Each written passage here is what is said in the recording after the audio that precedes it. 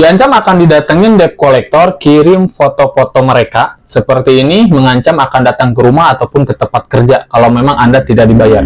Apa fakta-fakta untuk masalah-masalah yang seperti ini? Bahkan ada juga yang sampai diancam kirim video lagi di jalan si FC-nya. Apakah benar atau tidak? Kita simak ini sampai habis. Ini ada edukasi untuk kalian semua. Oke. Assalamualaikum warahmatullahi wabarakatuh. Kembali lagi bersama saya di sini. Apa kabar kalian semua? Semoga dalam keadaan sehat walafiat dan selalu dimudahkan rezekinya. Di video kali ini saya akan membahas pengancaman debt collector, fakta-fakta yang memang akan terjadi, terutama untuk teman-teman yang masih awam dalam gagal bayar ini, ataupun memang karena terpaksakan gagal bayar ini, jadi dapatkan pengancaman gitu kan. Jadi kalian nggak mau diteror juga gitu kan. Dan juga di sini banyak sekali yang memang konsultasi itu diancam, diteror, kirimin foto ataupun video bahkan gitu kan. Apakah ini benar atau tidak teman-teman ya? Oke, sebelum itu yang baru bergabung tentunya bantu channel ini untuk berkembang dengan cara klik subscribe yang ada di bawah dan juga bunyikan notifikasi loncengnya supaya saat upload video terbaru kalian mendapatkan pemberitahuannya. Untuk teman-teman yang punya permasalahan pinjol, yang masih gali lubang tutup lubang, butuh bimbingan, edukasi, pendampingan supaya lebih aman saat kalian galbay, bisa konsultasikan melalui WA yang ada di deskripsi video. Kita bantu kalian terlepas dari jeratan pinjaman online itu sendiri ya. Oke, kita lanjut membahas topik kali ini. Di sini banyak sekali nasabah yang memang mendapatkan pengancaman ya, seperti foto ini nih ya. Si DC itu melakukan penagihan, pengancaman, bilang mau datang ke rumah kayak ataupun ke tempat kerja gitu kan, seperti itu pengancaman dengan mengirim foto. Bahkan ada juga beberapa mengirim video-video lagi di jalan. Faktanya seperti apa teman-teman? Ini semua hanya bentuk ancaman. Jadi bohong. Jadi untuk kalian jangan takut. Dan intinya poinnya kan kalau memang kita sudah mengambil keputusan gagal bayar, berarti kita harus siap dengan semua risiko yang ada. Pertama ya kalian harus pahami aplikasinya ada FC Lapangan atau enggak. Karena pengancaman-pengancaman seperti ini dilakukan oleh semua aplikasi. Bahkan aplikasi-aplikasi yang tidak akan datang ke rumah juga. Ya. Dan faktanya kalau memang FC datang ke rumah ataupun kolektor datang ke rumah akan tiba-tiba datang. Muncul ibaratnya di depan pintu rumah Anda. Bukan orang-orang yang seperti ini. Dan kalau yang melakukan pengancaman-pengancaman seperti ini adalah bohong semata. Jadi hanya sebatas pengancaman.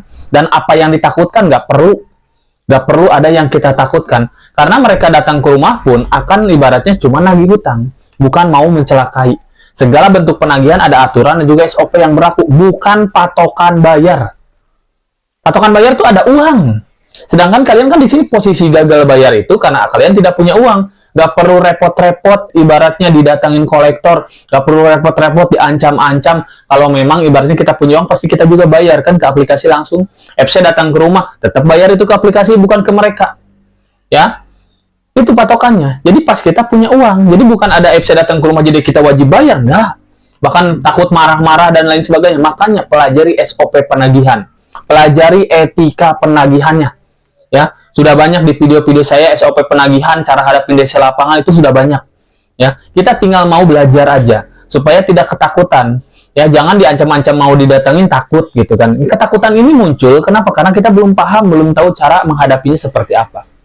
Padahal sama-sama aja mereka itu cuma mengingatkan pembayaran. Nggak mungkin juga tiba-tiba marah-marah gitu kan, tiba-tiba ibaratnya maksa-maksa bayar ataupun bahkan melakukan kekerasan. Tidak ada yang seperti itu ya. Itu hanya ketakutan-ketakutan yang ada di dalam diri kita sendiri karena kita yang belum paham. Marah-marah ya kita marah balik aja, kenapa enggak? Karena jelas ada aturan hukumnya. Kalau memang kita ibaratnya dalam dunia hutang piutang pinjol ini terutama memang tidak ada aturan hukum, bebas gitu kan, dalam melakukan penagihan pun bebas, melakukan penagihan pemaksaan, kekerasan gitu, baru itu kita takut.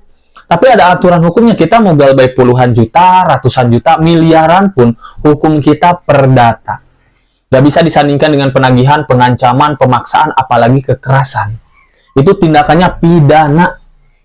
Yuk, makanya pelajari tentang SOP dan juga etika penagihannya. Supaya kalian ibaratnya didatangin pun tidak akan takut, apalagi cuma diancam-ancam mau datang, nggak bohong. Ya, bohong semua ini ya. Jadi tidak akan pernah terjadi. Kalau memang datang ya tiba-tiba datang, bukan orang-orang yang ngancam, kirim foto-foto gitu kan, kirim video lagi di jalan, itu bohong semua teman-teman. Jadi gak perlu ada yang ditakutkan ya. Jadi untuk teman-teman yang pentingnya edukasi itu seperti itu. Jadi supaya kalian tidak stres, depresi, karena yang mengakibatkan ibaratnya nasabah itu down, stres, depresi itu pengancaman-pengancaman online. poinnya kata saya juga kalau di dalam bimbingan saya mah segala bentuk penagihan online itu nggak usah ditanggapin, karena percuma kita tanggapin, kita jelas gak punya uang untuk bayar. Ada uang kita akan langsung bayar, biarin aja, tunggu aja apps-nya datang ke rumah, ngobrol kita baik-baik nanti sama mereka. Kalau memang aplikasinya ada apps sarapan, kalau nggak ada mah udah aman. Jadi segala bentuk penagihan online nggak usah ditanggapin, karena jelas kita menanggapin pun mereka akan menekan untuk kita bayar, kan gitu ya. Sedangkan kita di posisi lagi tidak bisa bayar. Ya buat apa kita tanggapin juga? Justru akan semakin tertekan kita. Apalagi diancam-ancam, dikata-katain, kata-kata kasar gitu kan. Itu akan menekan mental kita. Lebih baik stop, gak usah ditanggapin sama sekali, termasuk gak usah dibukain. Biarin aja, hapus, biarin mereka yang kesel, nanti mereka juga akan berhenti sendiri. Itu poin cara ibaratnya supaya kita aman mentalnya ya.